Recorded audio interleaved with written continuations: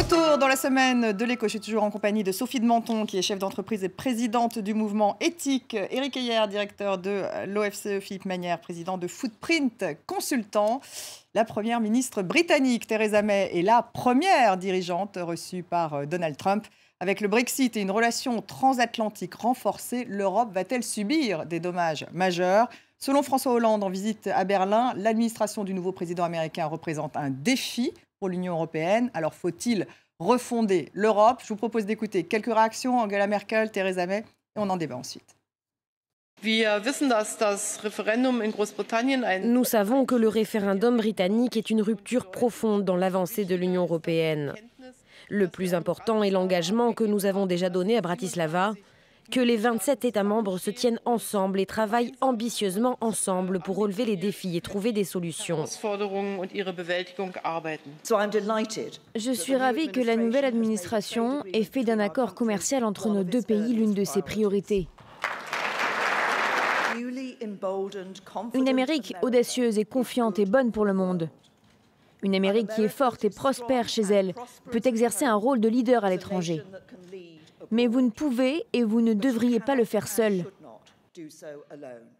Sophie de Menton, que vous inspire-t-elle Theresa May et puis sa volonté de mettre en place un traité commercial bilatéral avec les États-Unis ? Il y a un nouvel axe Grande-Bretagne-États-Unis ? Il y a spontanément un nouvel axe, mais qui est toujours sous-jacent. Je pense qu'en ce moment, c'est assez amusant. Ils réagissent comme des chefs d'entreprise. On prend la négociation commerciale où on peut. Elle a tout à fait intérêt à avoir de bonnes relations avec Trump. C'est l'intérêt de son pays. Il faut déjà se dépatouiller avec le Brexit. C'est pas si simple.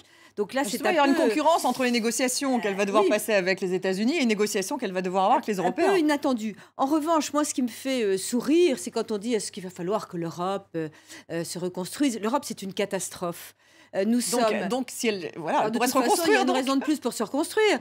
Mais franchement, c'est une catastrophe. On n'est pas capable. On veut soi-disant avoir une unité économique.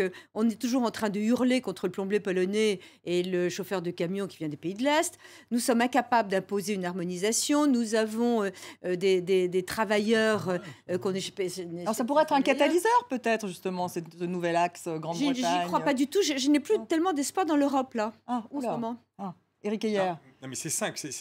C'est vrai que c'est quand même quelque chose d'assez extraordinaire. C'est-à-dire que dans l'Union européenne, quand on rentrait dans l'Union européenne, c'était pour aller dans la zone euro. Donc, on devait converger vers la zone euro. Là, le Royaume-Uni a fait exactement l'inverse. Et donc, ça exprime bien le fait qu'effectivement, l'Europe ne fonctionne pas, ne fait pas rêver. Mais attention, on n'est pas du tout, encore une fois, et ça rebondit sur ce qu'on disait tout à l'heure, ce n'est pas du tout vers du protectionnisme. Au contraire, on veut maintenant, le Royaume-Uni est obligé de négocier avec tout le monde en bilatéral. Et donc, il commence avec les États-Unis parce qu'ils sont dans la même posture. Mais on va rentrer dans les négociations avec tout le monde. On n'est pas du tout dans du protectionnisme. Y parvenir à négocier avec tout le monde, enfin, on dit tout ça va prendre quand même du temps. S'il faut renégocier avec chaque chef d'État, plus l'Union européenne. C'est ça l'enjeu. C'est pour ça qu'on rentre dans une phase d'incertitude. Et je pense que le Royaume-Uni a beaucoup à y perdre dans cette phase d'incertitude. Et donc, c'est pour ça que Theresa May, aujourd'hui... Elle dit le contraire, évidemment. C'est la gloire du Royaume-Uni aujourd'hui. On est au début d'une négociation. Si vous arrivez en disant « je suis perdu », vous allez perdre votre négociation. Par contre, déjà 7 mois quand même. Si vous dites « ah mais non, ils n'ont même pas encore enclenché l'histoire ». Donc, on en est au tout début. Mais ça va durer, pas 2 ans, comme on nous dit, mais plutôt 5 à 7 ans avant que réellement on sache quelles sont les nouvelles normes, quels sont les nouveaux accords qui vont être signés. Donc attention, on est entré dans un processus extrêmement lent et tout le monde va jouer avec des peurs. Soit je mets des taxes, soit je deviens un paradis fiscal dans l'Union européenne. Mais attention, on est dans un jeu aujourd'hui de négociation et l'Europe, là, de ce point de vue-là, et heureusement que Merkel et Hollande sont là pour montrer que on n'est pas dupe et qu'effectivement, on ne va pas se laisser faire dans ce jeu de négociation. Alors justement, Joschka Fischer, qui était l'ancien ministre socialiste des Affaires étrangères allemand, dit Paris et Berlin doivent plus que jamais travailler ensemble. Ça, c'est un vieux mantra de Joschka Fischer qui avait même proposé à plusieurs reprises à la France d'aller très très loin dans l'intégration. Il proposait quasiment la création d'un pays unique. Donc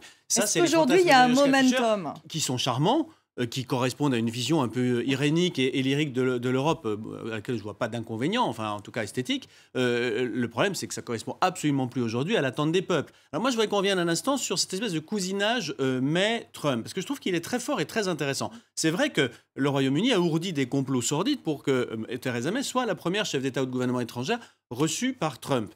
C'est très important pour le Royaume-Uni. Il y a vraiment travaillé. Ah oui, vraiment. Oui. Ils ont essayé de faire des trucs. Boris Johnson est allé lui-même dans la Trump Tower. Enfin, c'était un objectif. Ils l'ont atteint. Donc, chapeau. Hein. Il y avait des tas de possibilités. On aurait pu imaginer que Poutine ou que le Premier ministre chinois soit reçu. C'est Theresa May. Ça veut dire quelque chose. C'est le succès de la diplomatie britannique à ce titre. Mais parce qu'ils ont besoin l'un de l'autre, parce qu'ils sont dans une forme de cousinage. Vous savez, on a évoqué beaucoup Reagan-Thatcher. Il y a des cousinages. C'est-à-dire que dans les deux cas, il y a l'idée que, grâce à un nouveau chef de gouvernement, ou de président de la République, président s'agissant des États-Unis, on va redorer le blason d'un pays très affaibli. Il se rapproche sur la politique d'immigration. Là où il y a une vraie différence avec Reagan et Thatcher, c'est qu'au moment de Reagan-Thatcher, le Royaume-Uni et les États-Unis sont très affaiblis. Et donc, il y a un énorme boulot à faire de redressement. Aujourd'hui, ce n'est pas du tout le cas. Le Royaume-Uni va bien mieux que la moyenne de l'Union européenne et que la zone euro. Et les États-Unis, on le disait tout à l'heure, ça reste quand même un élément fondamental dans cette analyse. Ça peut se gâter au Royaume-Uni. Est en haut de cycle, ils ont tous les deux 5% de chômage. Donc, on n'est pas du tout dans le Reagan-Thatcher du point de vue de... Y a-t-il beaucoup de choses à faire pour restaurer la grandeur du pays? Parce que ce sont des pays qui vont plutôt bien, contrairement à ce qu'ont pensé les électeurs. Après, voilà, il faut les convaincre, c'est un autre sujet. En revanche, ils ont l'un et l'autre un problème, c'est qu'il faut livrer ce que le peuple a demandé. Donc Trump, il va devoir livrer des trucs qui sont franchement pas dans l'intérêt du peuple, et il le sait. C'est pour ça que ce qu'on disait tout à l'heure dans notre échange précédent sur le libre-échange reste important. C'est-à-dire qu'il va essayer de faire des gains ici et là, mais il ne peut pas tout casser. Et Theresa May, elle cherche désespérément à limiter les dégâts. Les États-Unis, c'est 17%, dégâts, c'est ce que vous dites, du commerce extérieur britannique. Le prix, mais c'est que le début. Moi, je m'en remets complètement à ce que disait Eric tout à l'heure. C'est que le début. La catastrophe pour elle, c'est de négocier des accords bilatéraux avec l'Europe. 44% des exports britanniques vont dans la zone euro. Ça sera catastrophique pour elle et pour les Européens. Là, ça va être du lourd. Nous, on a probablement à perdre parce que les échanges, c'est favorable aux deux parties. Mais ceux qui se sont mis dans la panade et qui vont devoir défendre leur position, ce sont les Britanniques, c'est pas nous. Nous, on a des normes uniques. Eux, ils vont devoir s'aligner sur nos normes. Mais c'est catastrophique pour eux. La vraie faiblesse, qui n'est pas révélée quand même par Philippe des États-Unis comme du Royaume-Uni, c'est leur position extérieure. Ces deux ont des déficits gigantesques. C'est-à-dire que la zone euro est en excédent de 3 points de PIB de sa balance commerciale, tandis que le Royaume-Uni est à moins 5,7 points de PIB de déficit. Pour financer tout ça, ça va quand même... Et donc ça devient... Et les États-Unis à moins 2,5. C'est une catastrophe. Surtout quand on fait de la relance aux États-Unis, ça va que s'aggraver, évidemment. Et donc, du coup, ils sont obligés de trouver des accords. Sinon, ça va empirer. Et surtout, si leur monnaie s'apprécie. Et donc, ça va être une catastrophe. Donc, c'est un enjeu qui est crucial. Et la monnaie américaine s'apprécie, la monnaie britannique se déprécie. Et d'ailleurs, il y a de l'inflation aujourd'hui en Grande-Bretagne. Donc, attention, parce que les prix augmentent. Donc, pour les Britanniques, c'est pas forcément très bénéfique. Oui, avec une réactivité exceptionnelle du peuple britannique et des Américains. Ils ont une espèce de facilité d'adaptation. Ils vont plus vite, ils anticipent, etc. Beaucoup plus. En fait, ils sont très divisés, Sophie de Menton. On a vu qu'il y avait 2 Amériques et il y a bien 2 Grande-Bretagne aussi. Puis alors, oui, mais je parle économiquement. Entre les Écossais. Oui, mais économiquement, ce sont des peuples qui arrivent à rebondir. Alors que la vieille Europe a du mal à rebondir. Donc elle pourrait devenir un paradis fiscal en Europe, la Grande-Bretagne. Elle pourrait, mais elle ne le fera pas. Mais, oui, pourquoi elle ne le fera pas? Elle l'a annoncé. Non, mais on ne laissera pas faire cela. Encore une fois, on ne peut pas. Ils ne pourront pas devenir... vous voyez, on peut laisser le Luxembourg... Les bourses. Parce qu'ils sont une taille trop importante pour qu'on laisse le faire. Moi, que ce soit impossible. Hein. Ils peuvent baisser l'IS unilatéralement sans rien demander à personne. Ils deviennent le paradis fiscal. Ils remplacent le Luxembourg. Ils remplacent... Oui, mais non, mais on accepte le Luxembourg en Europe parce que c'est tout petit. Si c'est un grand pays qui fait ça, bien entendu, il y aura des mesures de rétention extrêmement fortes. Et encore une fois...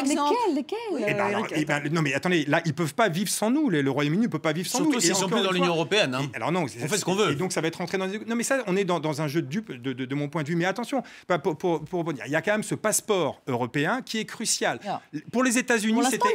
Ils ne l'ont pas obtenu. Ils ne l'ont pas obtenu. Pour les États-Unis, c'était très intéressant d'avoir des accords avec le Royaume-Uni. Ça leur permettait d'accéder au marché européen. Si le Royaume-Uni n'a plus ce passeport européen, pour eux, c'est la catastrophe. Pour la City, qui représente 8 points de PIB, là, d'un coup, ça explose. Les banques délocalisent, d'ailleurs. Et donc, les banques délocalisent, mais aussi les États-Unis, les Américains auront beaucoup moins intérêt à aller s'implanter au Royaume-Uni, à avoir des échanges. Donc, attention, on en est là. Et puis, alors, pour finir, OK, ils sont au plein emploi, il y a la croissance qui est là, mais elle ne profite pas à tout, cette croissance économique. C'est pour ça qu'ils votent pour... Et là, je pense qu'aujourd'hui, essayer de réduire les inégalités dans ces pays-là, ça doit être le scénario central. Et ça m'étonne qu'ils ne... C'est pas du tout leur discours. Quoique Theresa May, elle a quand même un discours. Un peu plus Theresa May, mais Trump n'a absolument pas ce discours-là. Et ça me semble... si, il parle quand même de l'Amérique oubliée. Oui, mais en enlevant l'Obamacare, etc., je pense que ça ne va pas dans ce sens. C'est quand même une catastrophe aussi, l'Obamacare, il faut le dire. Même si c'est sympathique comme idée. C'est 20 millions d'Américains qui ont une couverture. Si, ça marche pas. Non. Il y avait des affaires inflationnistes, mais globalement, il fallait essayer d'amélioration. Il fallait l'améliorer plutôt que de le transformer. Il n'a pas dit supprimer. Pour l'instant, on est plutôt bientôt, pas loin de la suppression. Enfin, en tout cas, ils veulent qu'il coûte moins cher. Il y a aussi un enjeu électoral pour lui, parce qu'il y a parmi ses électeurs des gens qui sont protégés par l'Obamacare. Il y a des excités anti-Obamacare parce qu'ils sont excités contre tout programme public, mais il y a aussi beaucoup de gens qui bénéficient de l'Obamacare. Il y a 20 millions d'Américains, il faut que ça passe par le Congrès. Je pense que les Républicains ne sont pas forcément du même avis. Voilà. Bon, il nous reste 1 minute pour parler du chômage en France tout de même. Décembre 2016, le nombre de demandeurs d'emploi a augmenté de 26 000 par rapport à novembre, donc il a un peu augmenté sur un mois. Éric Heyer, notre grand spécialiste du chômage, en revanche, embellit sur l'année 2016. Donc, est-ce qu'effectivement, la courbe du chômage s'est inversée? La fameuse promesse de François Hollande. Le chômage a baissé en 2016 pour de bonnes raisons. C'est-à-dire qu'on a créé des emplois en France. Il y a, nous dit l'INSEE, le secteur privé a créé 180 000 emplois. Donc, quand vous créez 180 000 emplois et que votre population active augmente de 150 000, votre chômage baisse de 30 000. À côté de ça, on a fait un peu d'emplois publics, emplois aidés, plus des emplois de non-salariés. Donc, ça vous fait une baisse de 80 100 000. C'est bien, mais vous voyez, 100 000 baisse du chômage, comparé à la forte hausse qu'on a connue, ça fait que votre taux de chômage passe de 10% à 9,6%. La belle affaire. C'est-à-dire que globalement, oui, le chômage baisse, pour des bonnes raisons, donc on peut applaudir. Il y a eu des vraies créations d'emplois. Ça arrive vraiment trop faiblement, et donc il faudrait une politique bien plus ambitieuse pour que, effectivement, il y ait un ressenti chez les Français que le chômage... Mais théoriquement, François Hollande aurait pu se représenter. Ah oui, 500 000 chômeurs de plus pendant le mandat de François Hollande. Le solde net est malheureusement très, très négatif. Et ça, c'est ce qui restera dans les esprits. Et la peur de recruter n'a pas quitté les entrepreneurs. Parce qu'il y a 180 000 emplois qui est la voix des entrepreneurs. Surtout, c'est pas dommage qu'on arrive enfin à inverser le chômage après 1 an et demi de baisse des taux, d'euros qui baissent, etc. Enfin, c'était une les entrepreneurs, il faut les inviter plus souvent, vous disiez. Oui. Je disais que c'est incroyable que quand on débat avec des candidats à l'élection présidentielle, il n'y ait jamais un entrepreneur pour leur parler du terrain, de la réalité de ce qu'ils imposent, des contraintes qu'on met tous les matins, des nouveaux décrets. Pour eux, c'est toujours difficile d'embaucher, c'est ce que vous dites. Merci en tout cas à tous les trois. Merci à vous de nous avoir suivis. Restez avec nous sur France 24.